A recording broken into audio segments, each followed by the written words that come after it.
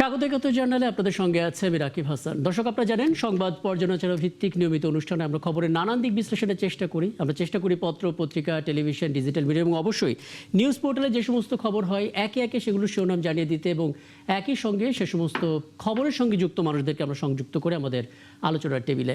আমাদের স্টুডিওতে এবং অনলাইনে অতিথিরা সংযুক্ত থাকেন। আমরা তাদেরকে প্রশ্ন করি, উত্তর খোঁজার চেষ্টা করি এবং তারাও আমাদেরকে খবরের গভীরে নিয়ে যান। শাহ মোহাম্মদ মাহফুজুল হক, আপনাকে আমন্ত্রণ জানাচ্ছি। কৃতজ্ঞতা, আপনি আমাদেরকে সময়টা দিচ্ছেন। আপনাকে দিয়ে আলাপটা শুরু করি। আমরা আসলে আজকে সোশ্যাল মিডিয়াতে বিরোধী দলীয় নেতা এবং জামাত ইসলামীর আমির ডাক্তার শফিকুর রহমান একটা বক্তব্য বেশ ভাইরাল হয়েছে, অনেকেই সেটা দেখেছেন।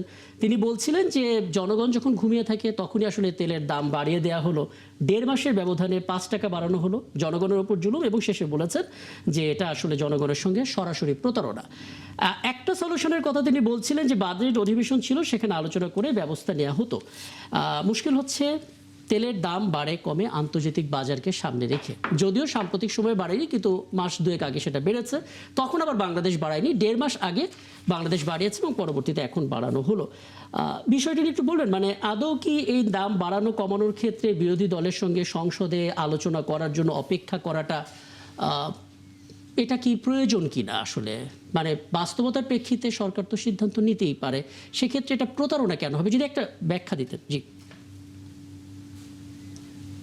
জি, ধন্যবাদ আপনাকে। আপনার মাধ্যমে 71 জানালের সাংবাদিক শ্রোতা মন্ডলী এবং আমার তো সহ আলোচক বৃন্দ সবাইকে স্বাগত জানাচ্ছি আজকের আলোচনায়।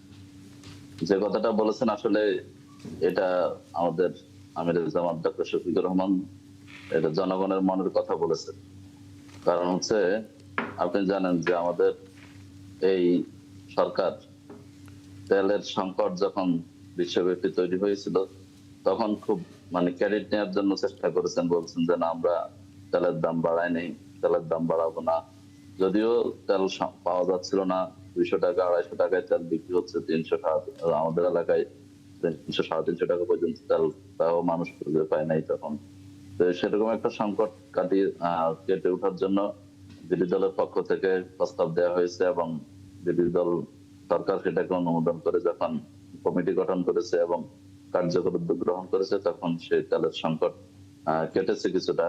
কিন্তু একেবারেই স্বাভাবিক হওয়ার আগেই সরকার এক দফা তেলের দাম বাড়িয়েছে এবং 1.5 মাসের মাথায় আবারও তেলের দাম বাড়ানো হবে। এখন সরকার বলছে যে এটা হচ্ছে যে সরকারের বাজেট সমন্বয় করার জন্য। বাজেটে আপনারা দেখছেন যে আমাদের বর্তমান সরকার বিভিন্ন কার্ড, ফ্যামিলি কার্ড, কৃষি কার্ড, আরো নানান কার্ড চালু করতেছেন তাদের যে নির্বাচনে ওয়াদা ছিল সেগুলোর জন্য। কিন্তু এই কার্ড দিতে গিয়ে তাদের সে রাজনৈতিক এজেন্ডা বাস্তবায়ন করতে গিয়ে মানুষের উপর যে বোঝা চাপিয়ে দিচ্ছেন, এতে মানুষের যে দুর্ভোগ বাড়তেছে। এবং আপনি জানেন যে তেলের দাম বৃদ্ধির সাথে সাথে পণ্য দ্রব্যমূল্যের বৃদ্ধি হচ্ছে। এই কার্ডগুলোর সাথে তেলের দাম বাড়ানোর সম্পর্কটা একটু ব্যাখ্যা করবেন? জি, এটা তো আমাদের জ্বালানি মন্ত্রী তিনি বলেছেন যে আসলে বাজেট সমন্বয় করার জন্য, এবং তিনি এটা ব্যাখ্যা করতে গিয়ে এক পর্যায়ে এটাও বলেছেন এই যে বিভিন্ন কার্ড সমন্বয় করা বা কার্ডের যে খরচ যাবে এবং সেখানকার জন্য যে বরাদ্দ, সেই বরাদ্দটা বা সমন্বয় করার জন্য বিভিন্ন জায়গা থেকে তাদের হচ্ছে যে বাজেট সমন্বয় করা লাগতেছে, এই জন্য যাতে করে তেলের এই জায়গাগুলোতে ভর্তুকি। এখানে তিনি আন্তর্জাতিক বাজার উল্লেখ করেছেন যে আন্তর্জাতিক বাজারের সঙ্গে সমন্বয় করার জন্যই আমার কোনো বিকল্প ছিল না এবং আন্তর্জাতিক বাজারের দাম কমার সাথে সাথে আমরাও সেটা করব। আন্তর্জাতিক বাজারে তেলের দাম বাড়ে না, আন্তর্জাতিক বাজারে তেলের দাম কমেছে। তিনি যখন এটা তো রিসেন্টলি কমেছে, $100 নিচে চলে আসছে, সেটা আমরা জানি। কিন্তু মাঝখানে যে 2 দফা বেড়েছে আন্তর্জাতিক বাজারে, তখন তো বাংলাদেশ বাড়ায়নি। জি না, তখন তো বাড়ায়, তখন বাড়াইলে জনগণের কাছে এটা বোধগম্য হতো যে না ঠিক আছে, আন্তর্জাতিক বাজারে তেলের দাম বাড়ছে এই জন্য বাড়াইছে। কিন্তু যখন আন্তর্জাতিক বাজারে তেলের দাম কমতেছে সেই মুহূর্তে এসে আমাদের সরকার যখন বাড়াচ্ছে এবং সেটা 1.5 মাসের মাথায় যখন দ্বিতীয় দফা বাড়াচ্ছে, তখন এটা তো আসলে মানুষের সার্বিক জীবনের উপর, এটা হচ্ছে জীবন জীবিকার উপর এটা কি হচ্ছে, একটা হচ্ছে যে বার্ডেন, এটা চাপিয়ে দেওয়া হচ্ছে। এবং আপনি দেখেন দ্রব্যমূল্যের দাম বেড়ে যাচ্ছে, মানুষ সাধারণ মানুষ আজকে শ্রমজীবী মানুষ আজকে কষ্ট হচ্ছে, জীবন নির্বাহ করতে কষ্ট হচ্ছে। আজকে পরিবহন খাতে ব্যয় বাড়তেছে, আজকে প্রত্যেক এই বৃদ্ধির সাথে সাথে প্রত্যেকটা সেক্টরে এটা প্রভাব পড়তেছে। তাহলে সরকার তার এজেন্ডা বাস্তবায়ন করার জন্য কিছু কিছু খাতে তারা হচ্ছে যে বরাদ্দ বাড়ানোর জন্য যখন বাজেট সমন্বয় করতে গিয়ে এই জনগণ যেটা 18 কোটি মানুষের সাথে রিলেটেড, সেই জায়গায় যদি তারা হচ্ছে যে আজকে বাড়ায়, ভর্তুকি কমায়, তাহলে দেশের সাধারণ মানুষের তো যারা একেবারে দশমার নিচে বসবাস করে এবং নিম্ন আয়ের মানুষ, তাদের জন্য তো বসবাস করা, জীবন নির্বাহ করাটা কঠিন হয়ে যাবে। এবং সেই জায়গা থেকে আসলে আপনি দেখেন যে বাজেট তো সামনে আছে, তাহলে সরকার যদি এটা বাড়ানো দরকার হইতো, সরকার বাজেটের মধ্যে সেটা বুঝতে পারছি। হ্যাঁ, মানে এই ব্যাখ্যাটা আমি আপনার কাছ থেকে পেলাম। সেই হ্যাঁ, ক্ষেত্রে সংসদে আলোচনা করতো, সংসদে যদি বুঝতে আলোচনা পারছি। করতো, তাহলে সেখানে বিরোধী দল ভিন্ন প্রস্তাব দিতে পারতো এবং আলোচনার মাধ্যমে সেটা না বাড়িয়ে অন্য কোনো ভাবে তো সমন্বয় করা যেত। তো সরকার তো এখনই করতে হলো কেন? সরকার এটা কিছুদিন পরে করলে তো এমন হয়তো না যে বাংলাদেশ অচল হয়ে বুঝতে গেছে। পারছি, বুঝতে পারছি। আপনার বক্তব্য স্পষ্ট। হ্যাঁ, আমি নিশ্চয়ই আবার আপনার কাছে ফিরবো, প্রয়োজন আবার ফিরবো। হ্যাঁ, নির্ভর চৌধুরী একটা ছোট্ট ব্যাখ্যা দেবেন, মানে এখানে আমি ফিরবো আবার আপনার কাছে। নির্ভর চৌধুরী একটা বিষয় বলবেন। প্রথমত উনি বলেছেন বিভিন্ন কার্ড দেওয়ার কারণে বাজেটের একটা মানে এদিক সেদিক করতে হয়েছে, যে কারণে আসলে এই সিদ্ধান্ত, অর্থাৎ তেলের দাম দ্বিতীয়বারের মতো বাড়ানো হলো। বিদ্যুতের দাম বৃদ্ধির কথা ইঙ্গিত দিলেন, গ্যাসের দাম বাড়ানোর কথা বললেন, এবং লাস্টে বললেন যে জনগণের যে মনের কথা, সেই মনের কথাই জামাতে আমির আসলে বলেছেন। প্রশ্ন হচ্ছে, ঠিক এই মুহূর্তে বিদ্যুতের বা এই জ্বালানির দাম বাড়ানোর বিকল্প কি কিছু ছিল না, বা বাজেট পর্যন্ত কি অপেক্ষা করা যেত না? যারা শুনছেন আমার সমালোচক বৃন্দকে শুভেচ্ছা।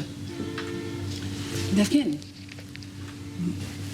বাংলাদেশের মতো তৃতীয় বিশ্বের দেশে বিরোধী দলরা যে ধরনের কথা বলে তাতে বাহবা পাওয়া যায়, কিন্তু সরকার চালাতে যে হিমশিম খেতে হয়, আপনার দেখতে হবে এই সরকারের বয়স কত। 100 দিনের সরকার, সে 100 দিনের সরকারের মধ্যে আবার এই সরকার কি করেছে? এই সরকার অনেকগুলো সমস্যা মোকাবেলা করে এই পর্যন্ত দাঁড়িয়ে আছে। আজকে যখন দাঁড়িয়েছে, তেলটার কিন্তু সংকট বাংলাদেশের কারণে না, আন্তর্জাতিক বিশ্বে যুদ্ধের কারণে, মধ্যপ্রাচ্য অস্থিরতা, তেল পাওয়া যাচ্ছে না, হরমুজ প্রণালী এখানে কখনো বন্ধ কখনো খোলা, কারোর জন্য বন্ধ কারোর জন্য খোলা। বিশ্বে যখন তেলের দামটা বাড়লো, তখন কিন্তু বাংলাদেশের ওই 20 টাকা বাড়েনি, এক ধাক্কায় কিন্তু বেশ কয়েক ডলার উঠে গেছে। হ্যাঁ, তো বাংলাদেশ কিন্তু তখন নতুন সরকার, একদম নতুন সরকার, তেলের দামটা বাড়ালো না, এটা কিন্তু ভর্তুকি দিল, সরকারকে ভর্তুকি দিতে হয়েছে।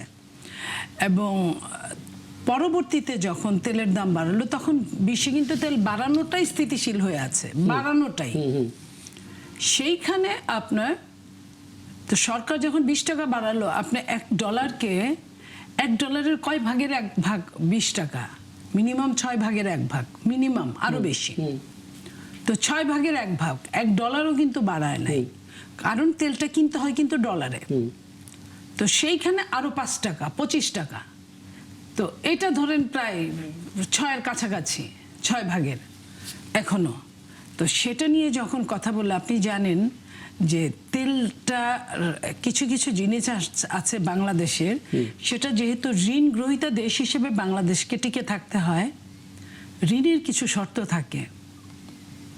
সে ঋণগুলো আপনি ইতিমধ্যে আপনি দেখেছেন, IMF ঋণ দিতে অস্বীকৃতি জানিয়েছে, বলেছে তুমি তোমার শর্ত ভঙ্গ করেছো, শর্ত পূরণ করনি তুমি। মানে এর আগে যে সরকাররা ছিল, এই সরকার তো একদমই নতুন, কিন্তু কথা তো ওইভাবেই আসবে, কথা তো সরকার পরিবর্তন হলে তাদের কিচ্ছু আসে যায় না। তাদের কমিটমেন্ট পূরণের, আমি শুধু এটা বলছি না, আপনি যেখানেই যখন আপনার নিজের টাকা থাকবে না, তখন ওই যে গ্রামে বলে একটা কথা, তেলে মাথায় তেল সবাই দেয়, তেল যদি না থাকে আপনাকে কেউ দেয় না। আর এখানে সরাসরি তেলটাই একটা ফ্যাক্টর, বিদ্যুৎটাই একটা ফ্যাক্টর। সেই জায়গায় আপনার বিভিন্ন কিছু শর্ত পূরণ করার জন্য কোনো উপায় নাই। আমার সমালোচক যে কথাটা বললেন যে এই যে কার্ড করার জন্য, এটা অবান্তর কথা। আপনি বলেন কয় টাকা কার্ড, কত? প্রথমে 37,000 সামথিং, তারপরে আরো ধরেন তার চেয়ে কম, দ্বিতীয় লটে আরো কম, বেশ কম। তো এই 40-50,000, 60,000 কার্ডে কিন্তু বাংলাদেশের এত ক্ষতি হয় না, যেটা প্রতিদিন তেল যত লাগে তার ভর্তুকি যত দিতে হয়। এবং আপনি দেখেন, বিশ্বের সঙ্গে তাল মিলিয়ে যদি তেলের দাম না কমে, তাহলে বিশ্বের আমার পাশের দেশে কিন্তু তেলটা চোরাচালানের মাধ্যমে চলে যায়, এখান থেকে কম দামে কিনে ওইখানে কিন্তু বিক্রি হয়। এবং আপনি এইসব তেল চোরাচালানকে কিন্তু কোনো সময় ওরকম ধরা যায় এটা না। আসলে জানতে চাচ্ছিল আপনার কাছে যে 11 জুন যদি বাজেট অধিবেশন শুরু হয় তাহলে আমরা আসলে সে পর্যন্ত অপেক্ষা করতে পারতাম কিনা। আমি আপনাকে বলি, বাজেটের সঙ্গে এই তেলের আপ ডাউনের কিচ্ছু আসে যায় না। তেলের কমা বাড়ার কিন্তু বাজেটে লেখা থাকবে না, কখনো থাকেও নাই। বাজেটে কি কি জিনিসের দাম বাড়লো, কি কি ওনারা জিনিসের বলছেন যে দাম ওই কমলো। অধিবেশনের ফাঁকে যদি আলোচনা করা যায়। এখন কি ফাঁকে আলোচনা করা যাবে না? 7 তারিখে আপনার অধিবেশন শুরু। আপনার আলোচনা তো আপনার তো আরো আপনার আলোচনার জন্য জায়গা সরকারি দল আপনাকে বল বানিয়ে দিয়ে আপনার ঘরে পাঠিয়ে দিয়েছে। আপনি আরামে মনের মাধুরী মিশিয়ে বলতে থাকেন, আপনাকে তো না করে নাই। তো আপনার ওই দিন করলে যে আপনি কথা বলতে পারবেন আর 5 দিন আগে করলে কথা বলতে পারবেন না, এটা আপনাকে কে বলেছে? একদম স্পষ্ট। আমি একটু মারুফ মল্লিক একটা মন্তব্য আপনার কাছ থেকে নিতে চাই, যেহেতু বিরতিতে যাওয়ার আগে একটু আলাপটা করে নিই। ধরুন সাধারণ মানুষের নানামুখী সংকট থাকতে পারে, সেই সংকটগুলো যখন তারা বলতে পারে না, বিরোধী দল তখন দায়িত্ব নিয়ে সেগুলো বলার চেষ্টা করে। সেই জায়গা থেকে বিরোধিতার জন্য খুব শক্ত কারণ লাগে। আপনার মনে হয় কিনা বিরোধিতা করার মতো যৌক্তিক কোনো কারণ ঠিক এই মুহূর্তে তৈরি হয়েছে যেটা নিয়ে আসলে খুব হার্ডলাইনে কথা বলা যায় যে জনগণের সঙ্গে প্রতারণা হচ্ছে বা কিছু একটা? ধন্যবাদ আমাকে আজকে এই অনুষ্ঠানে আমন্ত্রণ জানাবার জন্য। মুনিয়া আপা আছেন, উনি মাহফুজ ভাই আছেন, দুইজনকে শুভেচ্ছা, এবং যারা দেখছেন আমাদের অনুষ্ঠান সবাইকে শুভেচ্ছা।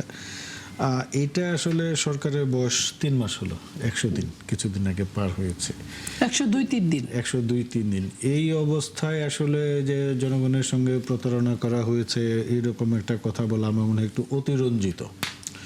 আমাদের রাজনীতিতে এমনিতেই আমি যেটা বলি যে শব্দ চয়নে সতর্ক হওয়া উচিত আমাদের রাজনীতিবিদদের।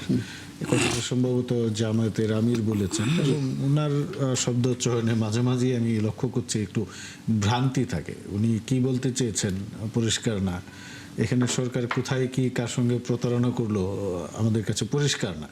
তো ওনার উচিত ছিল এই বিষয়টা আরও পরিষ্কার করে বলা। এটা যদি আপনি ফ্যাক্ট বেজ বিবেচনা আলোচনা করতে চান। আর যদি বলেন যে না, শেখ হাসিনা স্টাইলের যে রাজনীতি, শেখ হাসিনা 91 সালে বলেছিল যে সূক্ষ্ম কারচুপি হয়েছে, একদিনও সরকারকে শান্তিতে থাকতে দিব না, ইলেকশন ইঞ্জিনিয়ারিং হয়েছে, নানা কথাবার্তা হয়েছে। বাংলাদেশের যতগুলো নির্বাচন হয়েছে মোটামুটি 91 বা 96, 2001-এর নির্বাচনগুলো অনেক স্বচ্ছ অন্যান্য নির্বাচনের তুলনায়, হয়তোবা বেস্ট না বাট ভালো অন্যগুলোর তুলনায়। দেখা গিয়েছে এরকম নির্বাচনের পরেও কিন্তু শেখ হাসিনা আসলে একদম খুব ভেরি আর্লি উনি সরকারের বিরুদ্ধে মাঠে নেমেছেন, কথা বলেছেন। তো এরকম যদি ওনারা করেন তাহলে এটা হতাশাজনক। ওনারা কিন্তু কথায় কথায় জুলাইয়ের চেতনার কথা বলেন, জুলাই বিপ্লবের কথা বলেন, যেটা আওয়ামী লীগের অভ্যাস ছিল 71-এর চেতনাকে বিক্রি করা, এরাও তো একই লাইনে যাচ্ছে। তো আমার কাছে মনে হয় যে এই শব্দটা বলায় উনি আরো সতর্ক থাকতে পারতেন। প্রতারণা কোথায় করেছে আমার কাছে ঠিক উনি আসলে অনেকগুলো বিষয় সামনে এনেছেন, তো কিন্তু তেল বাড়ানোর ক্ষেত্রে তিনি সরাসরি বলেছেন আসলে জনগণকে না জানিয়ে তারা যখন ঘুমোচ্ছিল তখন বাড়িয়ে দেওয়াটা একটা প্রতারণা।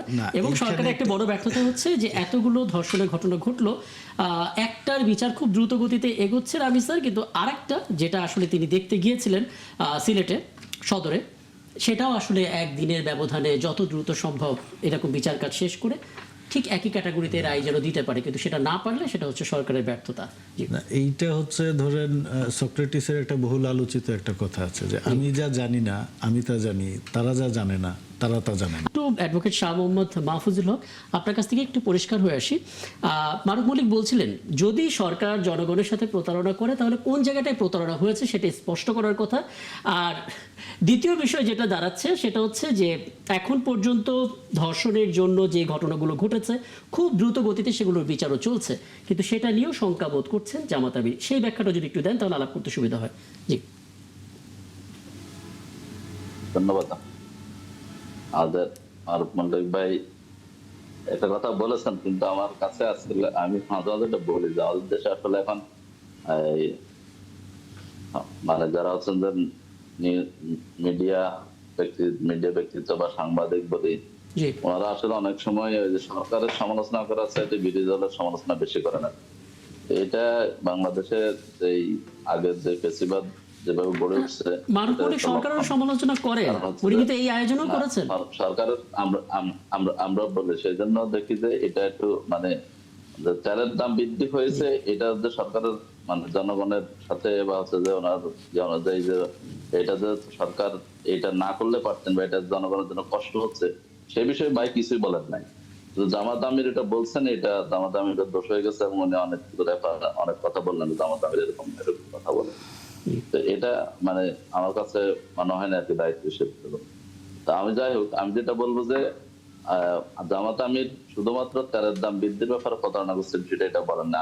আপনি বলছেন যেখানে অনেকগুলো ইস্যু সামনে নিয়ে এসে এই কথাটা বলছেন। যেমন উনি গণভোটের কথা বলছেন এবং গণভোটে যাওয়ার পরে আমি যদি একটু স্পষ্ট করি, তিনি মূলত চারটা বিষয় নিচ্ছেন। গণভোটের ইস্যুটা তো ছিল, দ্বিতীয় বিষয় ছিল ধর্ষণ চেষ্টা এবং ধর্ষণের ঘটনা, হ্যাঁ, আর তৃতীয় বিষয় ছিল আইন শৃঙ্খলা পরিস্থিতি, 4 নম্বরটা হচ্ছে তেলের দাম বাড়া। জি, আমি কথাটা বলি।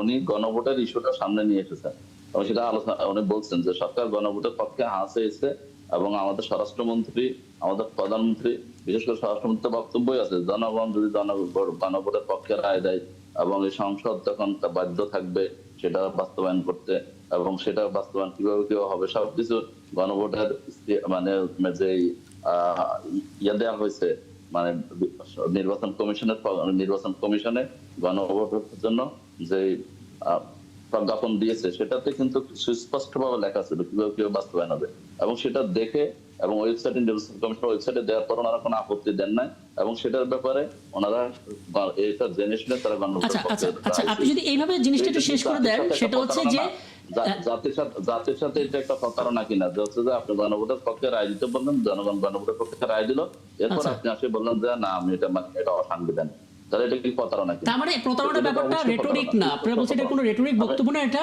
মিন করে বলেছেন। এটা রেটরিক বক্তব্য না, মিন করে বলছেন, এবং সেটা সরকার নির্বাচন আগে একরকম কথা বলছে, তাদের তাদের যে নির্বাচনী ইশতেহার আছে এবং একদম। আমি আসলে বাবুজুল হক এটা আসলে জানার চেষ্টা করছিলাম, আপনি স্পষ্ট করে বলেছেন। জি, তারা সংবিধান কমিশন, তারা সংবিধান সংস্কার কমিশন গঠন করবেন বলছেন, তারা 16 নম্বরে এসে বুঝতে পারছি যেগুলো নিয়ে এতদিন ধরে আপনারা বলছিলেন সেই বিষয়গুলো আপনি আরেকবার বললেন এবং বললেন যে এটা আসলে মিন করে তিনি বলেছেন। আমি ফিরবো, অবশ্যই আপনার কাছে ফিরবো। মারুফ মল্লিক এই ব্যাখ্যাটা দেবেন, মানে সরকারের চাইতে আপনারা বিরোধী দলকে বেশি সমালোচনা করছেন, কাঠগড়ায় দাঁড় করাচ্ছেন, ওনাদের সমস্যাটা হচ্ছে যখন ওনাদের সমালোচনা করি ওইটা ওনারা দেখতে পান, আমরা যখন সরকারের সমালোচনা করি সেটা দেখতে পাই না। এটা ধরেন ওই যে উনি ফেসিবাদের কথা বললেন না, ওই ফেসিবাদের সেই অভ্যাসই দেখা যাচ্ছে। আমরা যখন ফেসিবাদের সময় ধরেন আওয়ামী লীগের সমালোচনা করতাম, বলতো খালি সরকারের সমালোচনা করে। আমরা যখন বিএনপি সমালোচনা করতাম সেটা দেখতে পাইতো না। তো বিএনপির রাজনৈতিক ব্যর্থতা, ভুল ত্রুটি নিয়ে আওয়ামী লীগের সেই ফেসিবাদের সময় আমার একাধিক কলাম পাবেন প্রথম আলোতে আমি লিখেছি, এবং সেটার রেফারেন্স কিন্তু আবার এখন জামাত শিবিরের লোকজন দেয় যে এই মারুফ মল্লিক এটা বলেছে, বিএনপির এটা সমালোচনা করেছে, ওটা সমালোচনা করেছে, সেই লেখার স্ক্রিনশট তারা কিন্তু আবার ফেসবুকে ভাইরাল করে। তাহলে তারা পলিটিক্সে নানা কথাবার্তা বলে। তো তেলের দামের যে কথাটা বলি, গভীর রাতে তেলের দাম বাড়ানো নিয়ে তাদের যে মূল আপত্তি, প্রথমত আমার জানা মতে বাজেটে কোনো দেশের তেলের দাম বাড়ায় না। বাজেটে যেটা হতে পারে জ্বালানি খাতে আপনি কীরকম বরাদ্দ রাখবেন, পুনর্গঠন করবেন, প্রত্যাহার করবেন, নীতিগত সিদ্ধান্ত হয়, বরাদ্দের সিদ্ধান্ত হয়। সারা পৃথিবীতেই তেলের দাম কিন্তু প্রত্যেক দিনই চেঞ্জ হয়। এই আমাদের মতো কিছু দেশে যদি বাদ দেন, আপনি ইউরোপে যাবেন, সকালে উঠে দেখবেন €1.79, বিকালে গিয়ে দেখবেন 170 হয়ে গেছে, আবার রাত 8টা বাজে গিয়ে দেখবেন 185 হয়ে গেছে। ওখানে কিন্তু মিনিটে মিনিটে তেলের দাম চেঞ্জ হয়। এবং মজার বিষয় হচ্ছে যাদের গাড়ি আছে, যারা একটু পয়সা টয়সা বাঁচাইতে চায়, তারা দেখা যাচ্ছে এই পাম্পে যাচ্ছে, ওই পাম্পে যাচ্ছে, বা তারা একটা প্ল্যান করে যে রাতে সাধারণত তেলের দাম কম থাকে, রাতে তেল নেই। এখন সেই জায়গায় বাংলাদেশের শুধু এই সরকারের আমলেই না, আমি এনার্জি এবং পাওয়ার নিয়ে লেখালেখি করি 2003 সাল থেকে। এরপরে আমি কিন্তু একাধিক সরকারের আমলে দেখেছি রাত 12টা বাজেও তেল বাড়িয়েছে। ফখরুদ্দিন মঈনুদ্দিনের আমলেও মনে হয় একবার রাত 11টা না 12টার দিকে তেলের দাম বাড়ালো। এইটা মনিয়াপাড়া আছেন, সরকার থাকেন, বিরোধী দলে থাকেন, ওনারা ব্যাখ্যা করতে পারবেন ভালো। বাট আমি যতটুকু জানি রাতের বেলায় তেলের দাম বাড়ানো হয় যেন আপনার ওই একসঙ্গে সবাই হুড়োহুড়ি শুরু না করে, কারণ রাতের বেলা পাম্পগুলি বন্ধ থাকে। ওই সময় যদি তেলের দাম বাড়ানো হয়, পরের দিন থেকে সকালে বা যারা ক্রেতারা একটা ফিক্সড দামে কিনতে পারে। এখন তেলের দাম যদি সকাল 10টায় বাড়ান, আপনি দেখবেন পাম্পে গিয়ে ঝগড়া শুরু হয়ে গেছে, যে কেউ বলবে না এটা এক্সিকিউট হবে 11টা থেকে, আমাকে পূর্বের দামে দেন। আবার কেউ বলবে না এটা তো অলরেডি সরকার সার্কুলার দিয়ে দিয়েছে, এখন আমাকে এই নতুন দামেই কিনতে হবে। তো এই কারণে কিন্তু রাতের বেলা আমি জানি যে বাড়ানো হয়। ওনাদের কাছে অন্য ব্যাখ্যা থাকতে পারে। তো ওনাদের যদি আরো ভালো অভিজ্ঞতা থাকতো তাহলে ওনারা এটাই কথাটা বলতেন না। আর গণভোট নিয়ে প্রতারণার যে কথাটা বললেন, আমি তো গণভোটে না ভোট দিয়েছি, আমি তো প্রকাশ্যেই বলেছি, আপনাদের টকশোতে এসেও বলেছি। তা আমার কাছে তো মনে হচ্ছে ঠিকই করছে সরকার। এই সরকার তো জনগণের কথাই শুনছে। আমি তো জনগণ, পার্ট অফ দি পিপল, আমি না ভোট দিয়েছি। এখন সরকার যদি সেই গণভোট বাস্তবায়ন না করে আমি তো খুশি হব। ওনারা কিভাবে সরকারের কথা, জনগণের কথা বলে নিজেদের কথা চাপাই দেয়। এখন এই যে জনগণের মনের কথা যে বলার প্রবণতা সব রাজনৈতিক দলে বলে, বিএনপিও বলবে যে জনগণের মনের কথা আমরা এখন আর এই গণভোট বাস্তবায়ন করবো না বা এটা করবো নিয়ত করবো না। তো জনগণের কথা বলা এই ধরনের, এটাও প্রতারণামূলক। উনি যেটা বলছেন, আমির যেটা বলছেন বিএনপি প্রতারণা করছে, উনি জনগণের মনের কথা বলছেন, উনি নিজেই তো প্রতারণা করছেন। আমি জনগণের অংশ না, আমি তো না ভোট দিয়েছি। আচ্ছা, গণভোট নিয়ে সুযোগ থাকলে আমরা আলাপ করব। হ্যাঁ, বলা উচিত যে আমাদের কথা আমরা আশা করেছিলাম, আমাদের কথা বিএনপি মানছে না, সেটা ভালো হবে। আমি আজকে মানে সন্ধ্যার পর, রাত 9টার পর যে খবরটা আসলে খুব বেশি আলোড়ন তৈরি করলো, সেটা নিয়ে একটু নীলুফা চৌধুরী মনে আপনার কাছে আসি। 81তম অধিবেশন জাতিসংঘের সাধারণ পরিষদে 99 ভোট পেয়ে সভাপতি নির্বাচিত হয়েছেন বাংলাদেশের পররাষ্ট্রমন্ত্রী ডক্টর খলিলুর রহমান। সেই খলিলুর রহমান যিনি অন্তর্বর্তী সরকারের পররাষ্ট্র বিষয়ক উপদেষ্টার মধ্যে ছিলেন, এবং সেটা নিয়ে বিরোধী দলের একটা আপত্তি ছিল, এবং পরবর্তীতে তিনি ঠিক এই মুহূর্তে জাতিসংঘের সাধারণ পরিষদে বাংলাদেশে দ্বিতীয়বারের মতো রিপ্রেজেন্ট করছেন 1986 বছর পর। হ্যাঁ, 39 বছর পর। এবং তিনি শুভেচ্ছা বক্তব্যে যেটা এক্সপেক্ট করেছিলাম আমরা, সেটাই তিনি বলেছিলেন, রোহিঙ্গা ইস্যুটাকে সামনে এনেছেন।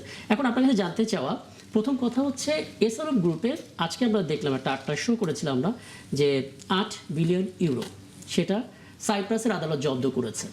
এখন এই টাকা দেশে ফেরত আনার ক্ষেত্রে জাতিসংঘ একটা বড় ভূমিকা রাখতে পারে, এটা শুরু থেকে বলা হচ্ছে। দ্বিতীয় বিষয় হচ্ছে রোহিঙ্গা সমস্যা প্রতিনিয়ত ডালপালা মেলছে। এই দুটো ক্ষেত্রে কি কোনোভাবে আমাদের পররাষ্ট্রমন্ত্রী ভূমিকা রাখতে পারবেন? কতটুকু আসলে সোচ্চার থাকবেন? ধন্যবাদ। আসলে দেখেন, এটা আমাদের জন্য অত্যন্ত আনন্দের, গর্বের যে আমাদের বাংলাদেশ থেকে আমাদের মন্ত্রী শুধু বাংলাদেশের একজন নাগরিক না, উনি বাংলাদেশের প্রতিনিধিত্ব করছেন সরকারের। উনি নির্বাচনে দাঁড়িয়ে পাশ করেছেন, 99টা দেশের ভোট পেয়েছেন। এটা চারটেখানি কথা না, এটা আমরা অনেক আনন্দিত। আজকে ওনাকে অভিনন্দন জানাই। আমরা আমাদের দেশ গর্বিত হয়েছে। পাশাপাশি এটা উনি যে প্রথম দিনই রোহিঙ্গা নিয়ে কথা বলেছেন, এই যে স্বাগত বক্তব্যে ধন্যবাদ দিয়ে বক্তব্য যেটা, তো এটা আমাদের কাছে অনেকটা প্রাপ্তি, অনেক প্রাপ্তি। উনি চাইলে পারেন না যে তা না, কিন্তু উঠাতে পারেন। একটা ভিকটিম দেশ হিসেবে উনি চেষ্টা করতে পারেন। ভিকটিম দেশের আমি আপনাকে যদি বলি প্রমাণ দিয়ে, যে মার্কিন যুক্তরাষ্ট্রের মতো এত উন্নত দেশ, মুরল দেশ, সেখানে যখন বারাক ওবামা প্রেসিডেন্ট হলেন, তার কিন্তু আসল বাড়ি, তার বাবার বাড়ি কিন্তু কেনিয়া, এবং সে বড়ও হয়েছে কেনিয়ায়। সেখানে কেনিয়ার জন্য কতটুকু করতে পেরেছেন? পারেন নাই, যদি ওই হিসাবটা আমরা করি, বা কতটুকু করতে চেয়েছেন। এখানে উনি নির্বাচিত বাংলাদেশের প্রতিনিধি হিসেবে, বাংলাদেশ হিসেবে উনি চেষ্টা করবেন। আমরা তো আরো গরিব দেশ, আমরা আরো পিছিয়ে পড়ে থাকা দেশ। উনি যদি চেষ্টা করেন, আমরা শুধু এইটুকু না, আপনার 2টা না, আমরা আমাদের পানির ন্যায্য হিস্সাটাও পেতে পারি। আমাদের বহুদিন যাবত আমরা পানির জন্য কষ্ট করছি, এমন না যে আমাদের অনেক আছে, নিয়ে গেছে আমাদের প্রতিবেশীরা। আমরা প্রতিবেশীর ভালো চাই, মঙ্গল চাই, কিন্তু তার মানে আমার নিজের সবটুকু দিয়ে না। আমিও বেঁচে থাকতে চাই, আমার বেঁচে থাকার এখানে সমস্যা, সেটা উনি বলতে পারবে। এবং এইটা তো সত্যি যে সাইপ্রাসে যে টাকাটা ধরা পড়েছে, আমরা আগে টাকার খুঁজে পেতাম না, শুধু জানতাম এত টাকা পাচার হয়েছে, সুইস ব্যাংকে এত টাকা আছে, এতগুলো বাংলাদেশি টাকা গিয়েছে। অঙ্কটা মাঝে মাঝে সুইস ব্যাংকের অঙ্কও জানতাম আমরা।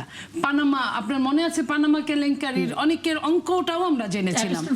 কিন্তু যত কথাই বলি না কেন, আওয়ামী লীগ যেটা করেছিল, বিএনপির নামে অন্যায়ভাবে কথা বলে অযৌক্তিকভাবে এস্টাবলিশ করতে চেয়েছিল যে সে টাকা এনেছিল সিঙ্গাপুর থেকে, মিথ্যা কথা। সে তার নিজের টাকা কোনোভাবে পাঠিয়ে দিয়ে সেটাকে এনে সে প্রমাণ করার চেষ্টা করেছিল। এই পর্যন্ত বাংলাদেশ কোনো টাকা পায় নাই, আসে নাই। তবে যদি এটা আসার একটা সমূহ সম্ভাবনা আছে, এত বেশি সম্ভাবনা আছে, কারণ সে তো অন্যায় টাকা হিসেবে ধরা পড়েছে। তাহলে এই টাকার উৎসটা কোথায়? এই টাকার উৎসস্থল হচ্ছে বাংলাদেশ। তাহলে উৎসস্থল যদি বাংলাদেশ হয়, তাহলে বাংলাদেশের টাকাটা আন্তর্জাতিক আইন কি বলে? প্রমাণ করতে বাংলাদেশের বোধহয় টাকাটা সহজ হবে কিছুটা, তাই তো? সহজ হবে। বাংলাদেশের টাকাটা বাংলাদেশ সরকার পাবে।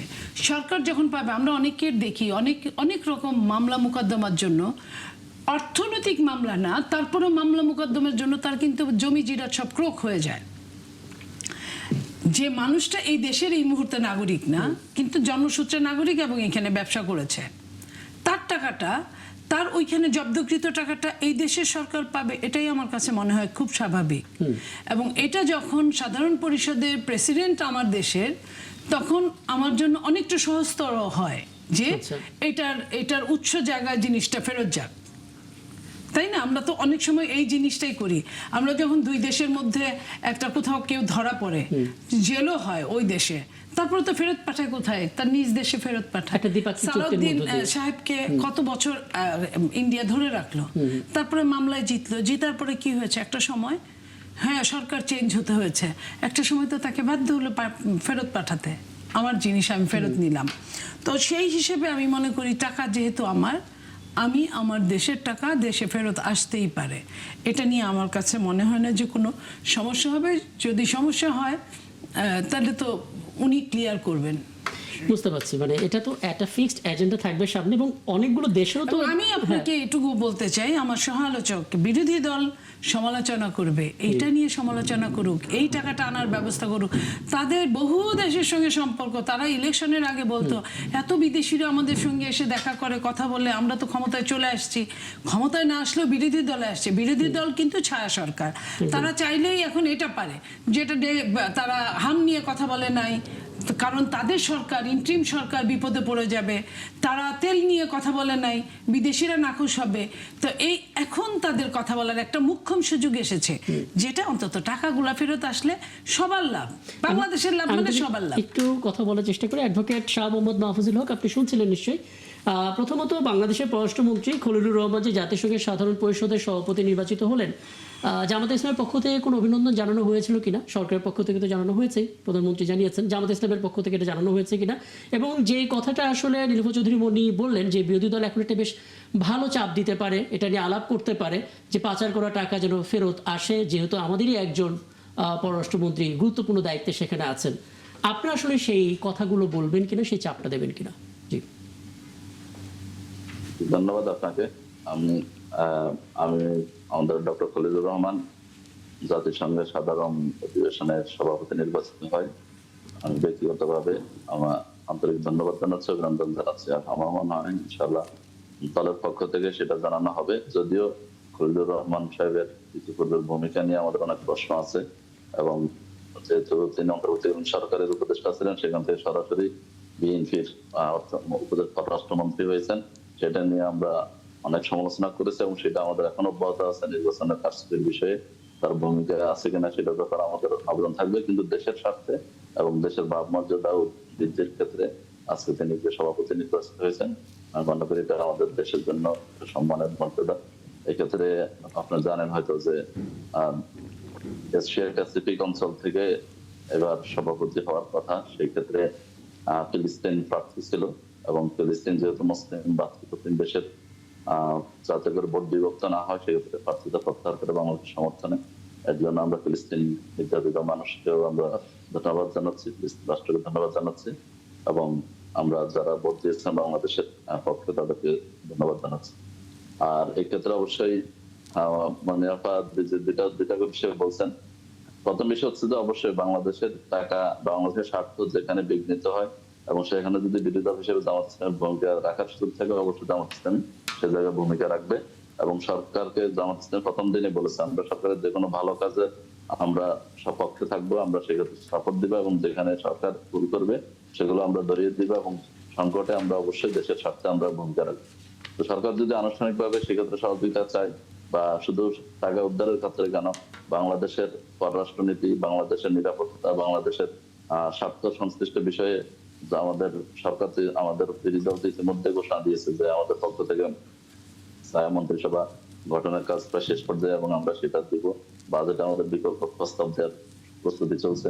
যেভাবে জামাত ইসলামী একটা পজিটিভ রাজনীতি করতে চায়, একটা দায়িত্বশীল বিরোধী দল হিসেবে ভূমিকা পালন করতে চায়, যতই আমাদের সমালোচনা করুক, নিন্দুকেরা যতই নিন্দা করুক, জামাত ইসলামী তার কার্যকলাপের মাধ্যমে জনগণের স্বার্থে, জনকল্যাণমূলক কাজের মাধ্যমে, সামাজিক কাজের মাধ্যমে, এই যে জামাত ইসলামের আজকে যে উত্থান, এই পিছনে অনেকে অনেক কিছু দেখতে পান, কিন্তু গত করোনা থেকে শুরু করে পেছনে না যাই, মানে আপনার বক্তব্যটা স্পষ্ট। প্রথমত হচ্ছে আপনি আপনার ব্যক্তিগত পর্যায় থেকে অভিনন্দন জানিয়েছেন, প্রত্যাশাও রেখেছেন, এখন দেখা যাক সামনে কি হয়। আমি মারুফ মল্লিক আপনার এই বিষয়ে একটা মন্তব্য নিব, কারণ পাচার করা অর্থ নিয়ে বেশি কথা হচ্ছে, তো কারণ বিশাল একটা অ্যামাউন্ট।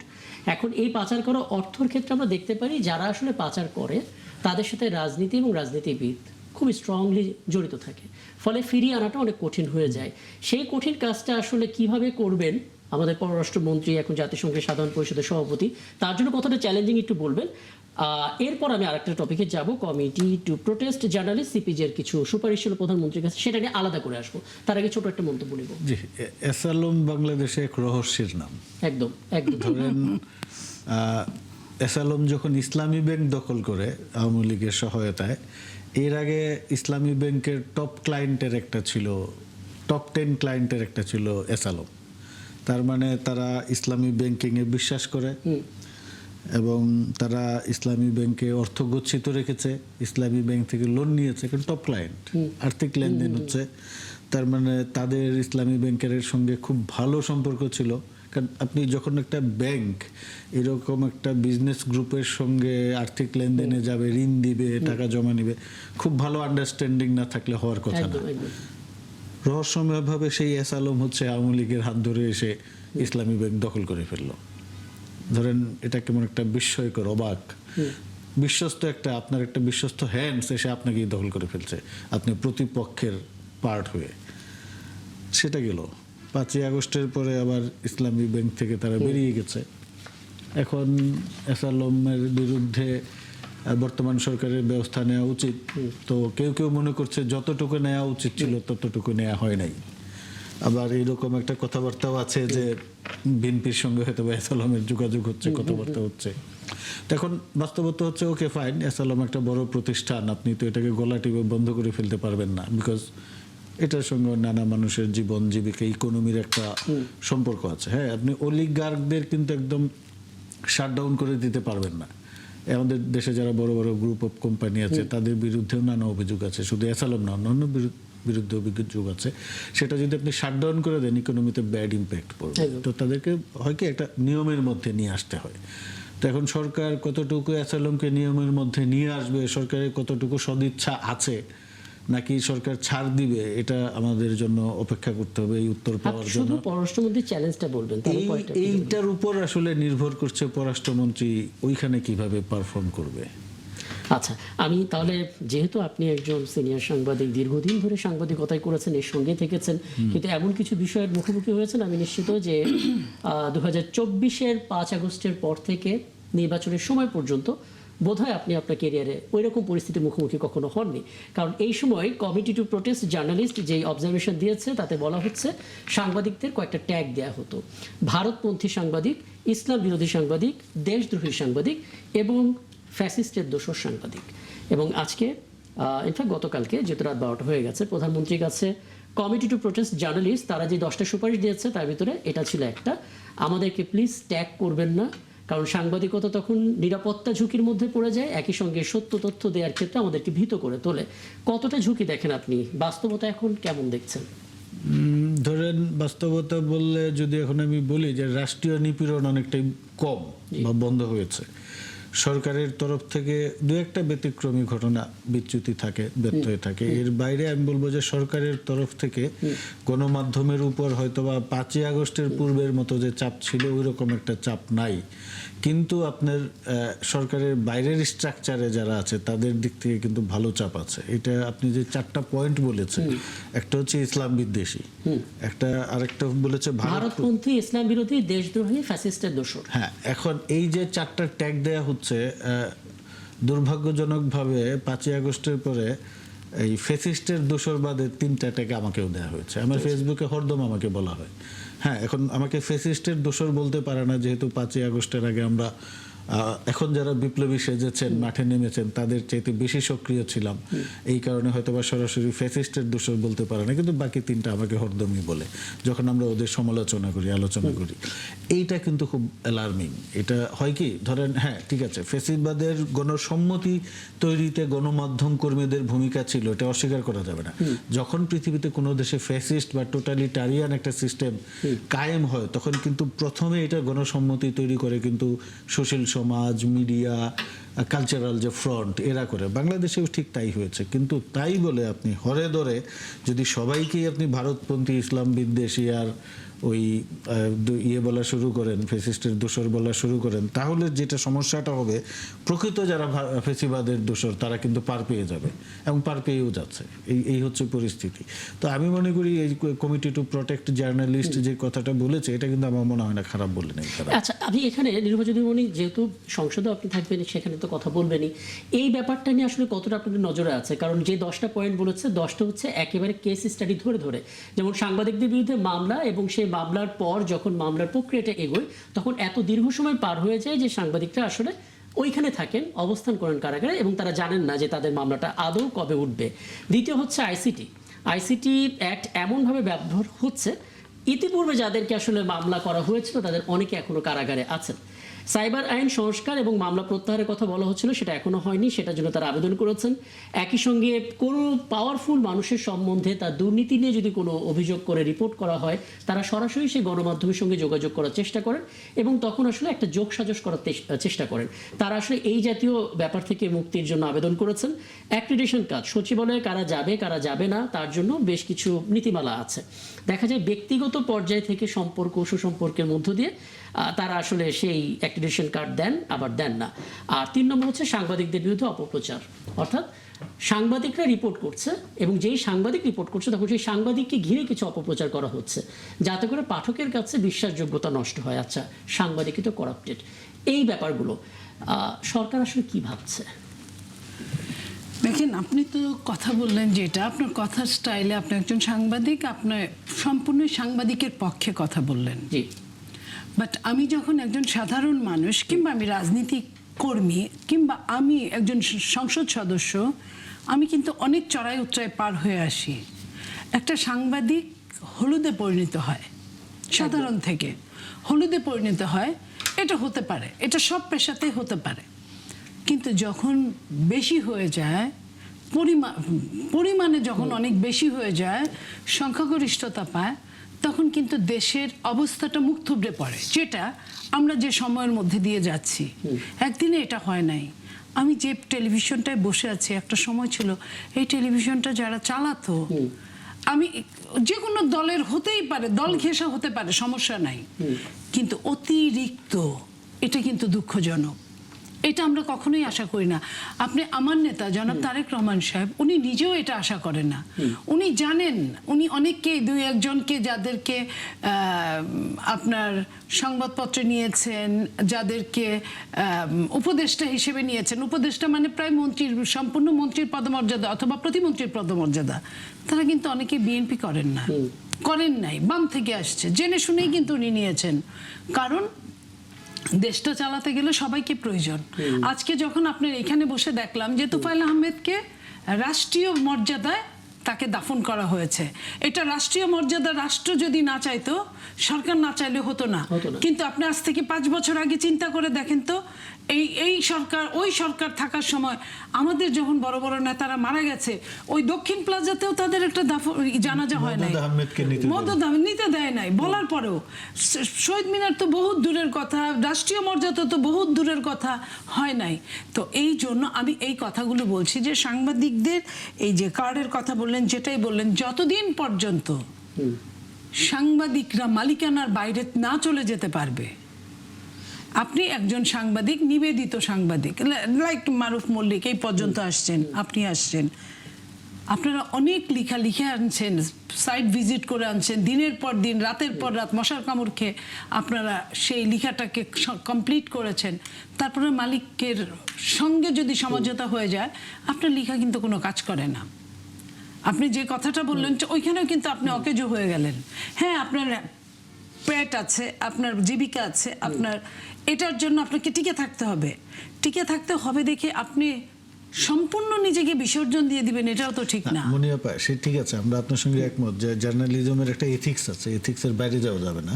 এবং নীলুফা চৌধুরী মনি একটা বিষয় একটু বলবেন, মানে আপনি বলছিলেন সাংবাদিকের রং বদলে যাওয়ার কথা, অর্থাৎ সাধারণ সাংবাদিক, মেধাবী সাংবাদিক, দায়িত্বশীল সাংবাদিক শেষে গিয়ে কেউ কেউ হয়ে যাচ্ছে দিন শেষও হচ্ছে না, পাচ্ছেন না তার হলুদ জায়গাটা। সাংবাদিকতায় পরিণত হচ্ছে। মানে সরকারের দিক থেকে এমন কোনো সহযোগিতার ব্যাপার কি থাকবে যেখানে সাংবাদিক তার নিজের মতো করে সঠিক তথ্যটা পরিবেশন করতে আমি পারবে? এইখানে যে কথাটা আসছিল যে 4টা সংবাদপত্র রেখে একটা সময় কিন্তু সমস্ত সংবাদপত্র ব্যান হয়ে গিয়েছিল। শহীদ প্রেসিডেন্ট জিয়া রহমান প্রথমে সংবাদপত্রের স্বাধীনতা দেয়, তো তারপরে দেশনেত্রী বেগম খালেদা জিয়া সেই হাত ধরে তখনও সংবাদপত্রের স্বাধীনতা ছিল। আপনার সেই 2001 থেকে 6 পর্যন্ত আমাদের আজকের মাননীয় প্রধানমন্ত্রী সম্পর্কে হেন কোনো কথা নাই, বলা হতো না তখন। বড় বড় পত্রিকা, আমি নাম নাই বলি, এখনো উনি মাননীয় প্রধানমন্ত্রী বাংলাদেশের, এই 3 মাসের প্রধানমন্ত্রী, ওনার নামে একদম সত্য বললে কোনো দোষের কিছু নাই, কিন্তু অসত্য, মন গড়া, রং লাগানো, রং চড়ানো এইসব যখন বলে, তখন আপনি বলেন যে আমরা কিভাবে ধরে নিব যে একটা সাংবাদিক তার জায়গায় অটল আছে, ঠিক আছে।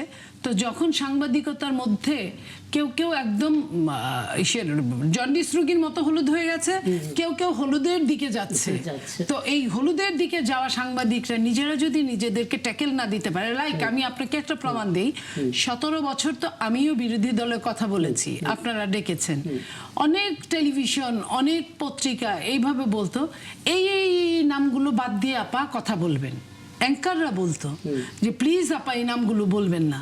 তো আমার তখন ওইটাই কিউরিসিটি লাগতো যে আমি কেন ওই নাম বলতে পারবো না, আমি বিরোধী দল, আমার যে নাম ইচ্ছা আমি সেই নাম, আমার যাকে মনে হবে যে এখানে প্রবলেম করছে আমি তার নামটাই বলবো। কেন আপনার মনে হবে, মানে তখন আপনি বাস্তবতা তো জানেন যে ওই অ্যাঙ্করের উপরে কি চাপটা তৈরি হবে, ওই অ্যাঙ্কারের উপর চাপ তৈরি হবে না, তাহলে আপনার সাংবাদিকতা, তাহলে তো আপনার নামটা চেঞ্জ করে ফেলেন, এটা কিন্তু সাংবাদিকতা বলে না। দেশটা তখন কোনো সাংবাদিকতা থাকবে না। মুনিয়াপা, আপনার তো এটা দেশের ভিতরে অভিজ্ঞতা হয়েছে যে একটা ভয়ঙ্কর চাপের পরিবেশের মধ্যে থেকে আমরা যারা বাইরে থেকে ইউটিউব চ্যানেলে কথা বলতাম, আমাদেরকে আপনি যেটা নাম বলতে চাইলেন না, আমি নামটা বলেই দিই, ইউটিউব চ্যানেলে গেলেও আমাদেরকে পার্টিকুলারলি বলে দেওয়া হতো যে শেখ হাসিনার ছেলে এবং তার মেয়ে সম্পর্কে কোনো সমালোচনা করবেন না। তাই আমি বলছি আমরা তো বিদেশ থেকে কথা বলছি, আপনিও বিদেশে থাকেন, তো বলে ভাই দেশে তো আত্মীয় স্বজন আছে, এরকম একটা চাপের পরিবেশে আমরা ছিলাম। তো এখন ওই সময়ের পরিস্থিতি আর বর্তমান পরিস্থিতি তো ভিন্ন। আমি বর্তমান পরিস্থিতিতে আমি একটা উদাহরণ দেই, শেখ মুজিবুর রহমানের প্রেস সেক্রেটারি ছিলেন এবিএম মুসা। তো যে রহমান রাষ্ট্রপতির দায়িত্ব নেওয়ার পরে উনি প্রেস ইনস্টিটিউট অফ বাংলাদেশ গঠন করেছিলেন। সম্ভবত প্রেস ইনস্টিটিউট অফ বাংলাদেশের প্রথম ডিজির দায়িত্ব দেওয়া হয় এবিএম মুসাকে। তো যখন এবিএম মুসার নামটা প্লেস করা হয়, ডিজিএফআই ক্লিয়ারেন্স ছিল না, যেহেতু উনি শেখ মুজিবুর রহমানের প্রেস সেক্রেটারি ছিলেন, নিয়োগটা আটকে ছিল।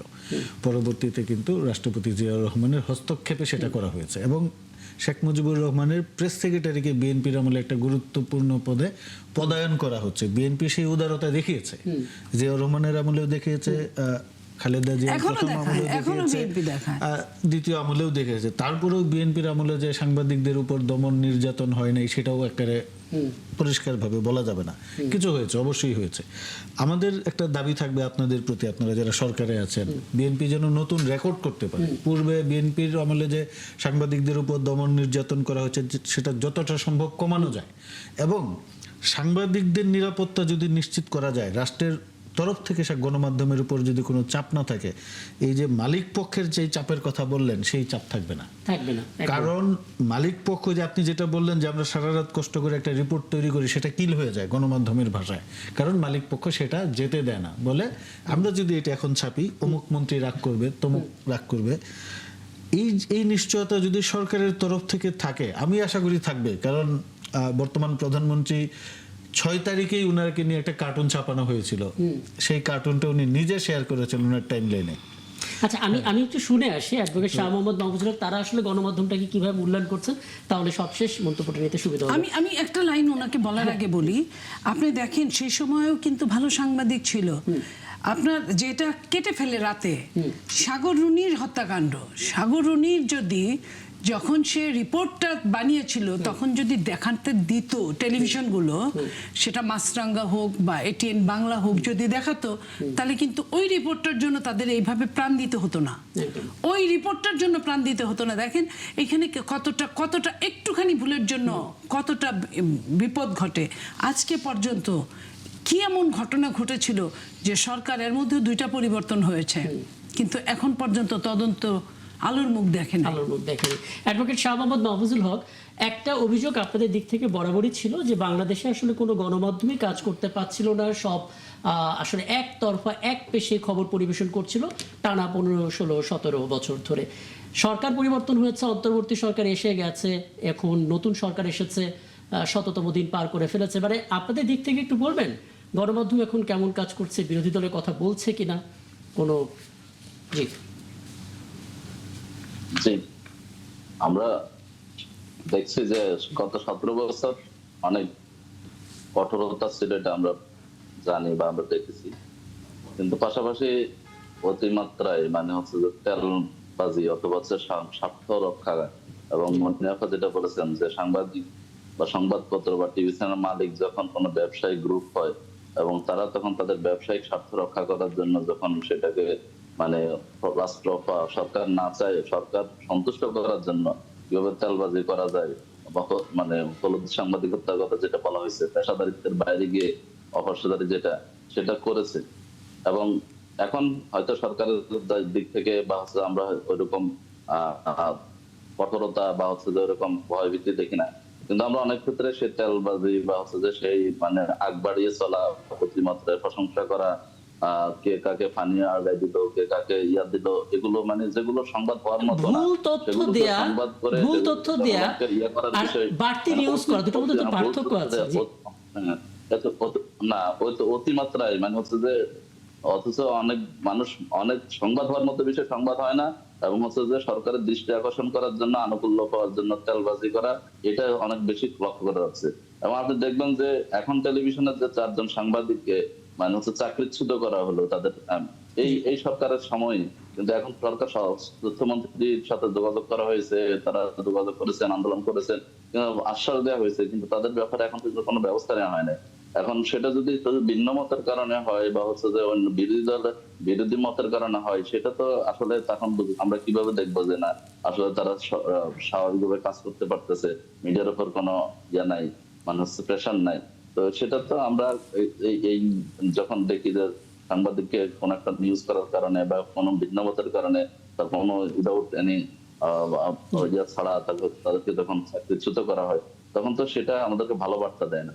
আমরা আশা করি সরকার এই ব্যাপারে তার নীতি এবং তার যে কমিটমেন্ট সেটা বজায় রাখবে, এবং আপনারা যারা আছেন বা আপনাদের মাধ্যমে সাংবাদিক যারা আছেন, তারাও সাংবাদিকতার যে দায়িত্বশীলতা বা আমাদের যে সাংবাদিকরা বা সংবাদপত্র, সংবাদ মাধ্যম, ফোর্থ কলাম রাষ্ট্রের, সরকারকে জবাবদিহিতা বা সরকারের ভুল ত্রুটি তুলে ধরা বা হচ্ছে যে সে জনগণকে সচেতন করা, সে দায়িত্বশীল জায়গায় থাকবেন।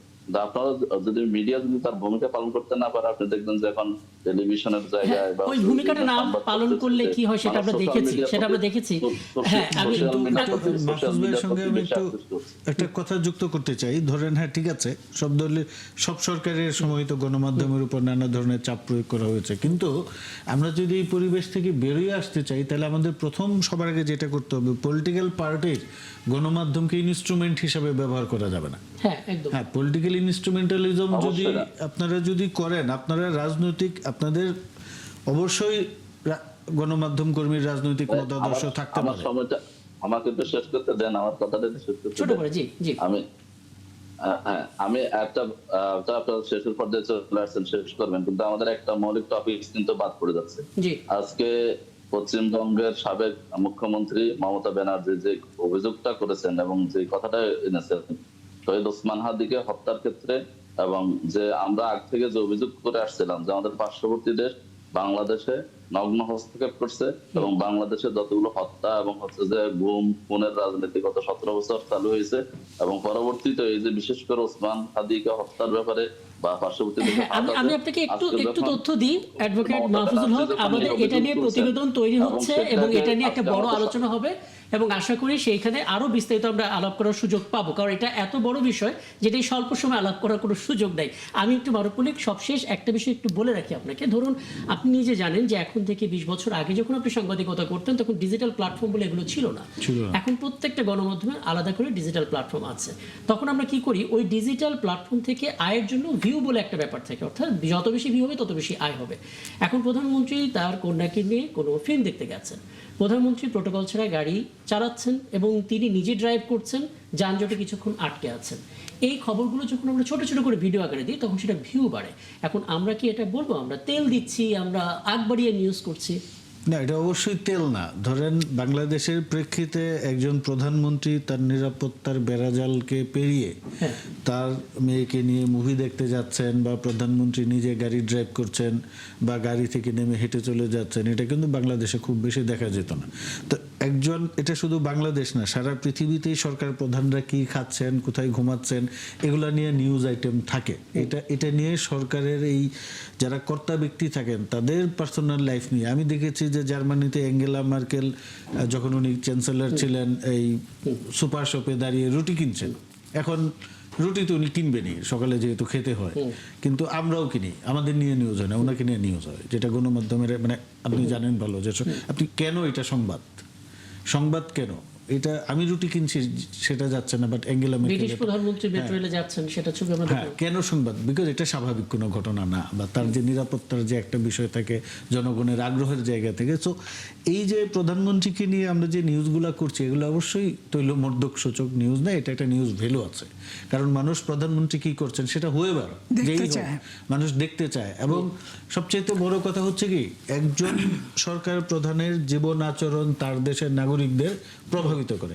আমি একটা কথা বলছিলাম অনুষ্ঠান শুরুর আগে যে আজকে প্রধানমন্ত্রীর কাছে একটা ফাইল গিয়েছিল খালেদা জিয়ার নামে একটা প্রতিষ্ঠানের নামকরণ করার জন্য, উনি এটা না করে দিয়েছেন। এটা কিন্তু একদিকে দেখলে খুব বড় ঘটনা না, বা গতকাল একটা ঘটনা নিয়ে খুব আলোচনা হয়েছে যে মশা নিধন দেখতে যাবে ইউএসএ তে, উনি বলেছেন যে ডুবার পারে বসে থাকলেই মশা নিধনের পদ্ধতি সম্যক ধারণা পাওয়া যাবে। এখন একটু রসবোধ উনি যুক্ত করেছেন, রসিক উনি, অত্যন্ত রসিক মানুষ আমার ধারণা।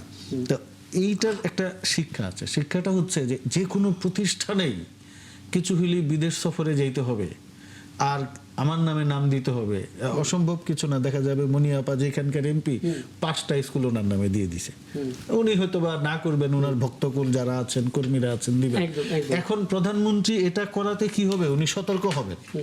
ওনাকে যখন ওনার ভক্তরা বা কর্মী সমর্থকরা এসে বলবে যে মনিয়াপা আপনার নামে একটা স্কুল করব, উনি তখন বলবেন যে না, আমার নামে করার দরকার নেই, এলাকার যে ভালো লোক একজন মহিয়সী বা গরিয়ান ব্যক্তির নামে করেন। আমরা আলাপটা শেষ করি, কারণ আমাদের হাতে আরেকটা টপিক রয়েছে, সেটা একটু কথা বলতে চাই। এবং অ্যাডভোকেট শাহ মোহাম্মদ মাহফুজুল্লাহ, আপনাকে অনেক ধন্যবাদ, একটা দীর্ঘ সময় আপনি আমাদেরকে দিয়েছেন। নিশ্চয়ই সামনে করে আয়োজনে আবারও আপনার সঙ্গে কথা হবে। মেজবাউল আজম সওদাগর আছেন, মেজবাউল আজম সওদাগর আপনাকে আমন্ত্রণ জানাচ্ছি। এবং ঠিক এই মুহূর্তে আমার সঙ্গে আছেন বিএনপি দলীয় সংসদ সদস্য নীলুফা চৌধুরী মনি, এবং আছেন সিনিয়র সাংবাদিক মারুফ মল্লিক, এবং তারাও এই আলোচনার ফাঁকে প্রয়োজনে আপনাকে হয়তো কিছু জানতে চাইতে পারেন। আমি আপনার কাছে জানতে চাই, ডোনাল্ড ট্রাম্প আজকে মোটামুটিভাবে 3-4টা কাণ্ড ঘটিয়েছেন।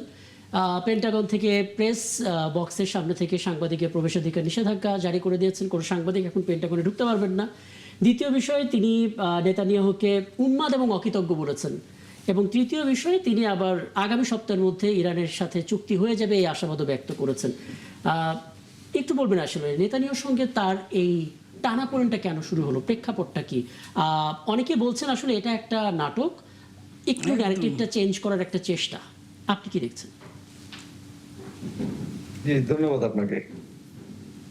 আচ্ছা, নেতানিয়াহুর সাথে ডোনাল্ড ট্রাম্পের যে কথোপকথনের সংবাদটা আমরা পাচ্ছি, সেখানে যে বিষয়টা আমরা দেখতে পেলাম তাতে কমপ্লিটলি কতগুলো বিষয়ে নীতিগতভাবে নেতানিয়াহুর সাথে ডোনাল্ড ট্রাম্পের একটা নীতিগত মত পার্থক্য এখানে পরিষ্কারভাবে দেখা যাচ্ছে।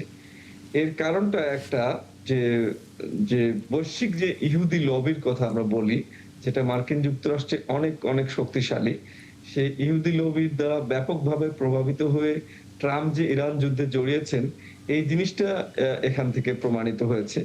এবং এটা হচ্ছে একটা দিক। আর আরেকটা দিক হচ্ছে যে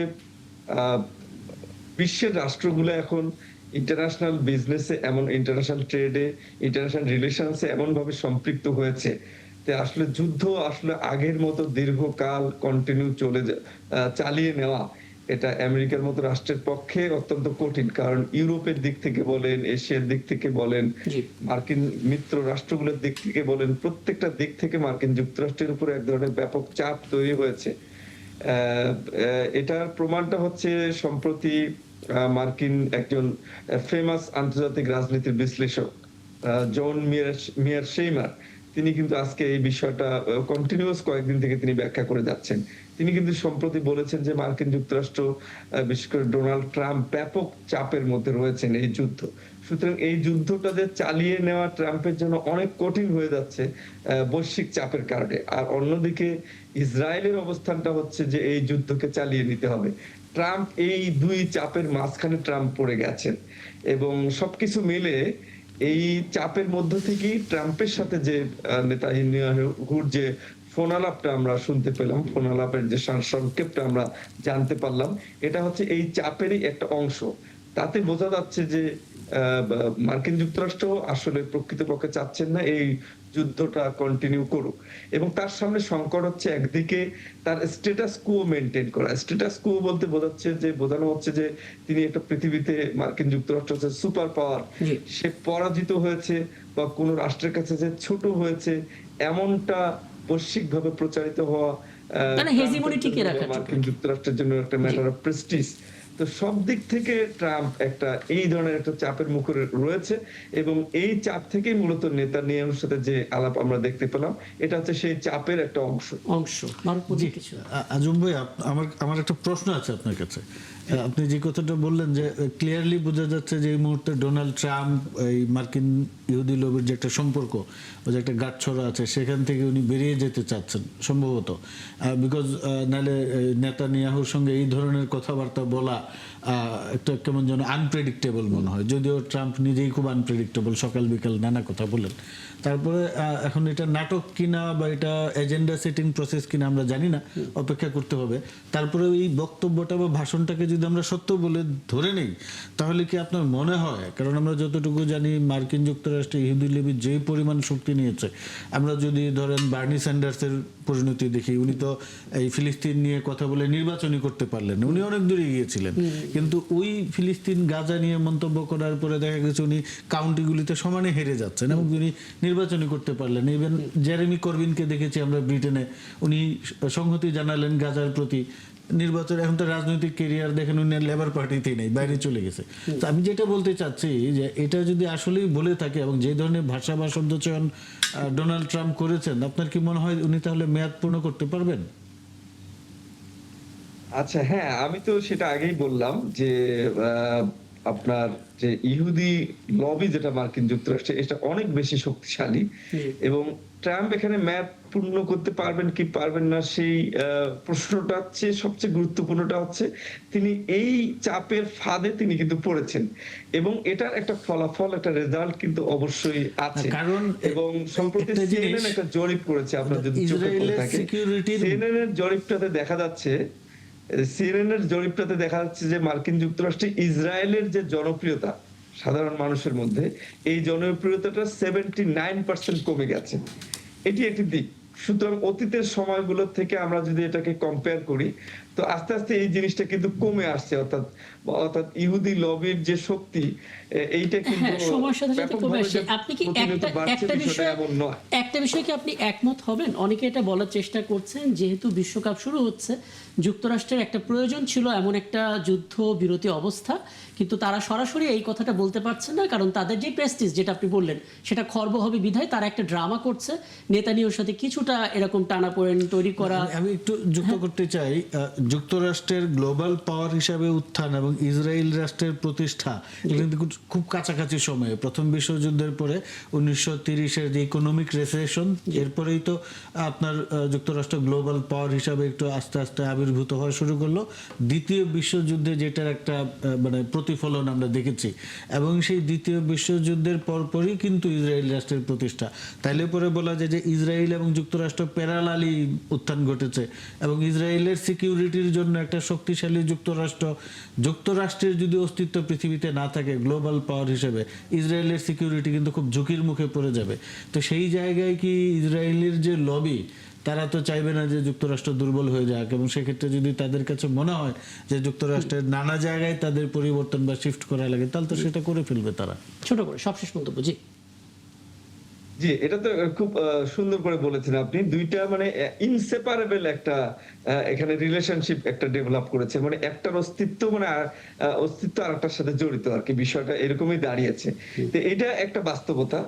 আর পাশাপাশি এটাও একটা বাস্তবতা যে আপনার সুপার পাওয়ার একটা কতদিন পৃথিবীতে টিকে থাকবে সেটা আজীবনের জন্য নয়, এবং সুপার পাওয়ারের জন্য যে চ্যালেঞ্জ আবির্ভূত হয়েছে এটা সুস্পষ্ট রূপে আমরা কিন্তু দেখতে পাচ্ছি। কারণ আপনি দেখতে পাচ্ছেন যে ইরান বিষয়ে যে হুমকিগুলো আমরা দেখেছি, মার্কিন যুক্তরাষ্ট্রের যে পজিশনগুলো দেখেছি, এই পজিশনগুলো যতটা কিন্তু যেভাবে ঘোষণা করা হয়েছে, কিন্তু বাস্তবে আমরা কিন্তু তার রিফ্লেকশনটা সেভাবে দেখিনি।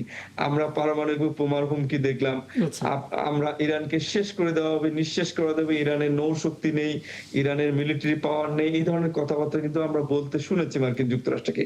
কিন্তু ইরান থেকে ঘোষণা দেওয়া হচ্ছে যে তাদের যে সক্ষমতা, এই সক্ষমতার যুদ্ধকালীন সময়ের চেয়ে এখন তারা আরো বেড়েছে।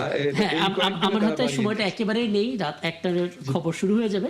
কিন্তু তারপর আমরা যেটা বুঝতে পেলাম, ইরানের সবচেয়ে বড় শক্তির জায়গা যে তাদের তথ্যগুলো মানুষ জানে না, এবং এটা আবার তাদের দুর্বলতার জায়গাও বটে, কারণ এইগুলো নিয়ে আসলে অনেক বেশি গোয়েন্দা নজরদারি বা এজেন্ট যারা, তাদেরকে আসলে বেশি তৈরি করা হয়েছে।